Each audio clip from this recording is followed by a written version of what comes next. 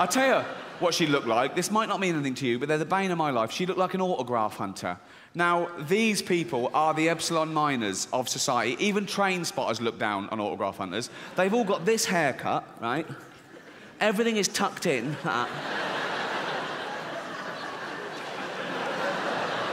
They've always got like a satchel where they just rip things out of the Radio Times. Sign this, Ricky. Yeah. Sign this. Sign this. That's a piece of toast, mate. What? Not one of them symmetrical. I mean, they're a mess. I don't mean their clothes. I mean their fucking DNA. It's just... Back to handsome.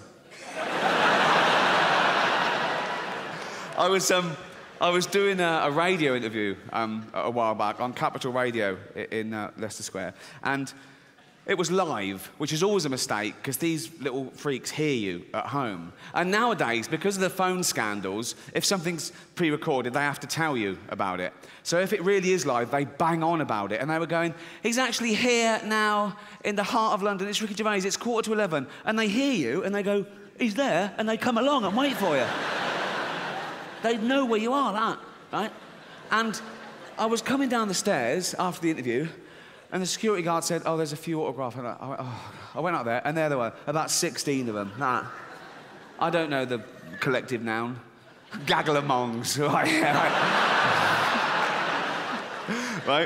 And the first thing that hits you is the BO. It is staggering, OK? And so I'm nice to them. They're strong. And, fuck it.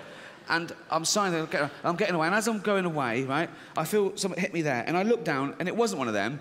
It was this old lady that had sort of wandered over the square. She was about 60, 65, really sort of grimy, right, and sort of had a bandana with sort of tassels on it, and sort of a robe thing, and sort of bangles, and she was selling like some sort of twig in tinfoil. Again, I don't know the politically correct term. Is it smelly traveller? I think it is. Right? And she went, lucky Heather. I went, no thanks. I want to go back and go, what? Lucky Heather? Is it? Is it? How lucky is it? Because you're covered in the shit and you're begging in Leicester Square. So, fucking maggot. Get off me. I hope you enjoy the show. This is nearly the end of the UK leg of the tour. Then I'm off to America to finish that off. And then I'm doing the rest of the world. It's going to be the first world comedy tour. And then I'm going to enter Britain's Got Talent. Because, that's when the career really... Look at Susan Boyle, if you can. Fucking hell. Jesus Christ. Oh. Shocking. Be fair, though. Because usually in the music industry, it's all about image, isn't it? You can't just have a great voice and a great talent. You've got to be young and thin and trendy and pretty. And she's turned all that on its head. Although I think it's the same powers of image, just working in reverse with her. Because I don't think she has got a great voice, actually. I think she's fooled a lot of people. It's sort of like mock opera for people who don't know any better. But I don't think she'd be where she was today if it wasn't for the fact that she looked like such a fucking mong. He said mong. Yeah, he did. Yeah. You can't say mong. You can, it's fucking easy. It's one of the easiest words to say. It's like, mong, it's like, you just need lips. Even mongs can say it. That's part of the beauty of the word. They don't consider it a prick, I'm sure. But why does he get away with it and no one else can? Ban him from the telly. Good luck. And even if they do ban me from the telly, I'll just go around and shout mong through their window. I care about it that much. It's just words, and there is no better word to describe Susan Boyle. When she first came on the telly, right? When she first came on the telly, I went, is that a mong? You all did. You all did. And you're meant to. Like the judges hadn't planned that, didn't they? They knew her in rehearsal. They knew that was going to happen. They knew the headline was going to be, oh, voice of an angel, face of a mong. And they were right, and we all fell for it, you know? And I don't mean she has Down syndrome, by the way. No.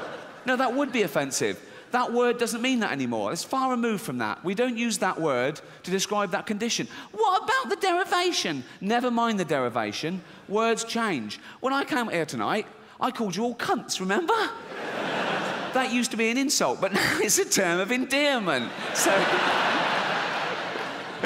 Words change. OK. I was sitting at home, I think it was about the second week in January. I don't know if you saw it. I was watching telly, and there was that programme, Celebrity Stars and Their Doubles with Dale Winton. Yeah, sure, there was a Brent lookalike, who won his category, just a fat bloke. He had a tie and a goatee, just a fat bloke. Most like Brent in the world, unbelievable. About 45, about 18 stone. In fact, he was so fat that when he got up to get his award off Dale, he actually had that fat bloke waddle. And Dale Winton said, "You even walk like Ricky Gervais." Not even Brent anymore. Just...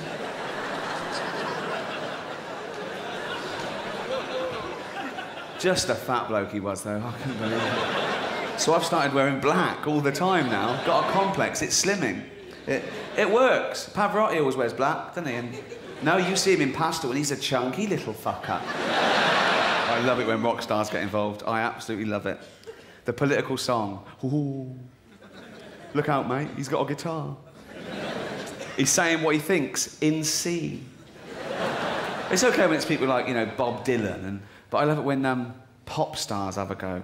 You know? Do you remember Culture Club's classic? They'd been singing Karma Comedian for too long, and they came up with the war song. Ooh. And in that, they go, war is stupid, and people are stupid. How's that going to change your mind? I mean, if you're into war, you're loving war, you love it, it's your favourite thing. You go, I mean, you're in a plane, you're going to bomb the shit out of a country. Oh, I can't wait to get there. I love bombing people. Oh, nearly there. Put the radio on. Oh, war is stupid and people are stupid. We're going home. Boy George there. He piled on the pounds when he gave it the smack, didn't he?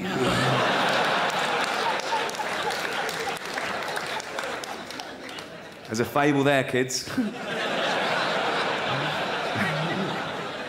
Every action has a consequence, so... Ooh. Billy Joel, after singing things like Uptown Girl, he then revealed his classic, his protest song against the world. We didn't start the fire. And in that song, it's basically a list, in chronological order, right, from 1949 to 1989, and he just mentions sort of 6 to 8 things each verse. I just read it, goes... Harry Truman, Doris Day, Red China, Johnny Ray, South Pacific Water, Witchell, Joe DiMaggio, Joe McCarthy, Richard Nixon, Studebaker, Television, North Korea, South Korea, Marilyn Monroe. That's not a song. That's a conversation with Rain Man.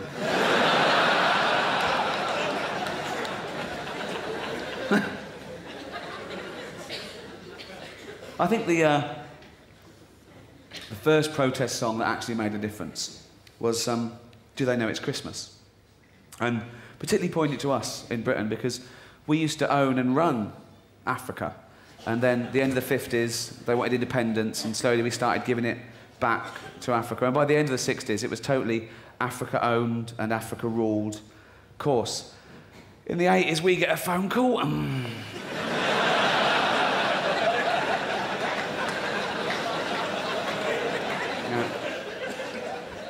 Thatcher answers, hello. Hello, it's Africa. What do you want? We're all starving and that. Oh, starving. Let me give you that phone. You should have thought of that before you wanted independence. Yeah, we didn't know there was going to be a drought. Drought? I'll give you a fucking drought. In the long hot summer of 1976, we had a hosepipe ban in Reading. Just before we leave bestiality, I do want to point out one thing. Obviously, I've never been a fan. I'm sure you never have.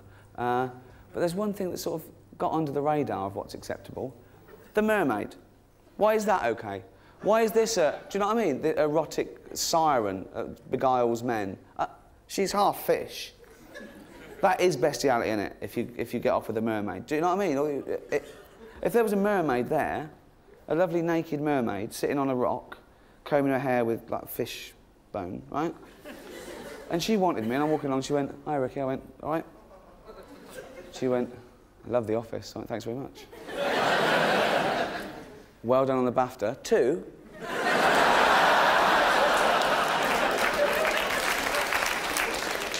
Get it right, Scaly, if you're trying to impress me.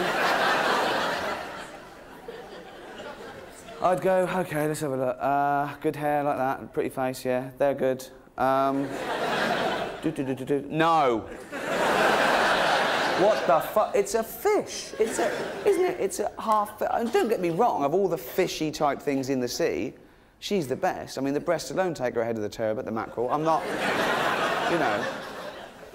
But, I'm not just going to shag her for the halibut, sorry. Cut that, we'll cut that. We'll cut that. Forget... OK. Oh, dear. But, now all I'm thinking of is fish puns. Do you do that? Right, don't think of any. Right. No, what I'd do is I'd go, yeah, like that, right? But I'd still say no, because she's a fish monster. And if I had to, if I had to sleep with a fish-woman combo, I mean, that's the way round I'd do it. I mean, do you know what I mean? I said that to a friend of mine who isn't a little mental kid from Reading, OK? He's a commission editor at E4, right? I was having a conversation with him. I said, that's the way around I'd do it. He went, I wouldn't. I went, what? He went, I'd have it the other way. I went, you'd rather shag a big fish head with legs? And he went, yes. I went, what are you talking? There's other things you could do with a mermaid. And he was getting so stressed out. He went, oh, what are you going to do, Gervais? Fucking make her laugh.